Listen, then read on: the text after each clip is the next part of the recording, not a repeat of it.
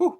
Stop, don't scroll down, because I swear to God, if anyone down there spoils anything of this freaking season, it's not on me. Don't go down there. This is going to be a spoiler-free review, but do not go down there. I am not, don't hold me liable for any of the shit that people say down there, because yes, there are things in this season that people will be fucking talking about, and they will be spoiling the shit out of it. By the way, I am running on zero sleep. I am a little loopy right now because I just binge watched all of season 2 because I wanted to. Okay, leave me alone. But that should also be like a good, clear indication of, watching it. I binge watched all of it because I wanted to. Because Borderline, it's a damn good show. So whatever. But whatever. Let's just get to the review. And yes, it's gonna be spoiler free, so don't worry about that. Let's just start it up. Okay. So yeah, I love the fact that this is no longer like, obviously the first season was an origin story. So this season it's going to be, no holds barred. Everything is going to be hitting the fan. Things are happening. No more of like the setup. He is now Daredevil. He is freaking feared in the streets. It is awesome.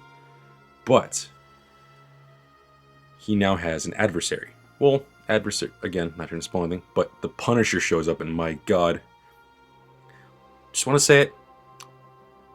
I love Thomas Jane. Hey, but John Bernthal freaking killed it as the Punisher. He is Frank Castle. I don't care what the hell you tell me. He is Frank Castle now. He's the definitive version of Frank Castle. Having said all that, he does an amazing job. He really just encapsulates the whole character. He really, you can see that this is a human being. He's an actual person, just with inner demons just eating away at him, which turn him into a monster. I mean, my God, he is ruthless, he is brutal, and this is perfect for this show. But he is a goddamn wrecking machine with just that hint of humanity, and it's just, I loved it. Also, all other characters, Foggy, freaking Karen, strong as hell. I loved them. Regardless of that, Karen, well, this should be apparent from the trailers, but there's going to be a romance between Karen and Matt Murdock, and I honestly have to say this is one of the more believable freaking romances out there. Because my God, I really, just again, I'm not going to spoil anything. I really felt the connection between them, and it was rather enjoyable to watch. Okay, what's next? Oh yeah, obviously, since everyone already knows, Elektra. God damn it, she is a slippery bitch, isn't she? She is awesome. I freaking loved her character. Whenever she comes on screen, she is just intoxicating. She is just, that there's danger in the room, and she's the one causing it. And the whole time you're gonna be watching and be wondering, what the hell's her end game? Like, what is she up to? What the hell is she doing? And as the plot, starts to reveal itself, you start realizing, holy crap. Just all I'm going to say is that she is a ghost from Matt's past, and my God, when she comes back, let's just say his life would have been a lot better if she didn't. Moving on, of course, old characters do come back. I do want to say one thing that one character that, I was missing terribly in this show was, of course, Kingpin. Again, I understand why, they had, obviously, season 1, if you don't know, I'm not going to ruin that, but Season 1, stuff happened, and, Fisk is no longer, I'm not going to say he's with us, but he's not, present at the time. And his presence is really missed. But with the other characters in the show, I completely understand why that, if they added him in, this is another thing another complaint I have about the show. It's very cluttered. But this is a complaint that I personally don't see as a complaint. Sometimes, like in the episodes, like there's a lot of things happening. There's a lot of plot lines, a lot of things, a lot of loopholes. There are tons and tons of story arcs that are just intertwining with each other. And it's like one episode could have like 4 like story arcs happening, but like one gets resolved, but then the other one's still going. It's like, holy crap. Personally, I enjoyed this. It reminded me of like, reading comic books. Like if I was reading like 3 different series, but they're all obviously in the same, not genre, but like the same universe. So they connect. But it's like, it's like a lot of busy work. Like you have to really, really pay attention. You gotta, stay focused on this. And if it jumps, you gotta, okay, so now we're over here. I personally loved it because although it's chaotic, I was still always in the moment. I was always having, I was always enjoying myself. I was never bored. pretty much what I'm trying to say is I was never bored. But for average viewers who aren't, really used to like the, a lot of plot lines going off at once, it does seem cluttered.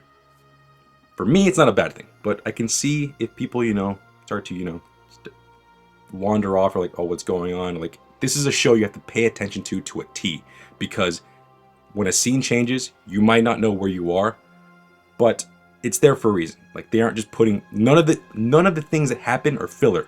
This is what I'm trying to say. There's so much cluttered like mess. Like, it seems like a cluttered mess, but every single plot point makes sense. Every scene makes sense. Every single thing in the show has a reason, and there's little to no filler. And that's because of, well, they do a good balance between drama and action. Whenever the action's happening, it's full-fledged. Everything's hitting, like shit is hitting the fan. It is insane. It is awesome. But then, when things cool down, slow down, the drama comes in, it slows down, but it never becomes boring. It's always, tense. It's always, trying to, it's not really exposition, but it's like, providing character development. It's always developing on things. So even in the slower moments, it's still tense, because at any moment, things can just happen and you're just thrown right back into the action scenes. What else to say? Oh yeah, the tone of the show is, again, like season 1, but far, far more darker and far more brutal. And this is because of the Punisher. I mean, holy crap. Whenever the Punisher walks into a room, you kind of feel like the lights dim. Like, he's like a harbinger of death. It's like his character is so strong that it just, whenever he walks into a room, he just takes the whole space. It becomes his room. And if he's looking to kill someone, it's his damn death room. So, again, I can't give enough praise to freaking Punisher. Elektra's awesome. Daredevil, I haven't really talked that much about him. No, but Daredevil, like I said before, he's now full-fledged Daredevil mode. Like, he understands what he wants to do. He's like not second-guessing himself too much. Like, there are scenes like that, like the Punisher, if you've seen the trailers, you understand. But like, he understands what his mission is. He understands that he needs to go in there, he needs to clean things up, even understanding that things will get worse before they get better. Also, the cinematography is great. Just beautiful, dark scenery. But, it's not too dark where you can't see. This is why I love the show. It's dark, but you can see everything. It's just perfect for mood. It's perfect for tone. It's just amazingly shot, and I freaking loved it. Also, if you were a fan of that, the long take fight scene in season 1, well, it does make a comeback, so keep an eye on that. What else? Jesus Christ. There's a lot of shit that happened. I don't want to freaking spoil anything. The ending, not a disappointment. Overall, in the end, this whole season pretty much satisfied my appetite for more Daredevil. But having said that, it has pretty much left me hungry for more Punisher. And with the way the season ends, again, I'm not going to spoil a damn thing, you really want more. And season 3 of Daredevil, hell yes. And Punisher getting their own TV series, again, right now it's just rumors, but after watching this, I want more Punisher, because holy shit, John Bernthal killed it. That was amazing. I don't know what else to say, but yeah. If you were a fan of season 1, and if you're a fan of the show already, well, you're gonna freaking love season 2. And if you didn't like season 1, then I'm pretty sure you're not gonna like this. But my real question for you is, why the hell do you not like Daredevil? You gotta look at yourself in the mirror. Why? What is wrong with Daredevil? It's a damn good show, and it's proven itself to be the best Marvel comic book TV show out there. Personally, I'm a Flash man myself. I mean, The Flash is my freaking... I freaking love that show. But just because I love The Flash a little bit more, I have bias towards it. So don't even try to read into that and thinking, oh, The Flash is better. No, I'm just saying that's what I prefer more. But Daredevil, freaking... oh my god, it is so perfect. And I cannot wait for season 3. And I just want more. This was amazing. Compared to season 1, I guess you can really say the negatives or the positives. If someone ever says that it might be a little worse than season 1, I could probably see that again because of like certain issues like with the clutter. Like the plot is cluttered. The plot is pretty much trying to jam in a lot of things at once. But again, if you're a comic book fan, this you should be used to this because so far this is one of the most like true to life comic book TV shows out there because it really feels like I'm reading a comic book because like a lot of things are happening at once, and it's just it feels right. It feels honestly right. What else? I think that's it. Jesus Christ. Oh god, I just need to get some sleep. So, bottom line, this was a fantastic season. My god. And don't take in the fact that I'm a little loopy and I'm like, you know, sleep deprived at all because I'm still sentient. I'm still sentient enough to, you know, give you an honest review, and my honest review is this show is fantastic. And season 2 just keeps cementing that fact. Well, that's the video.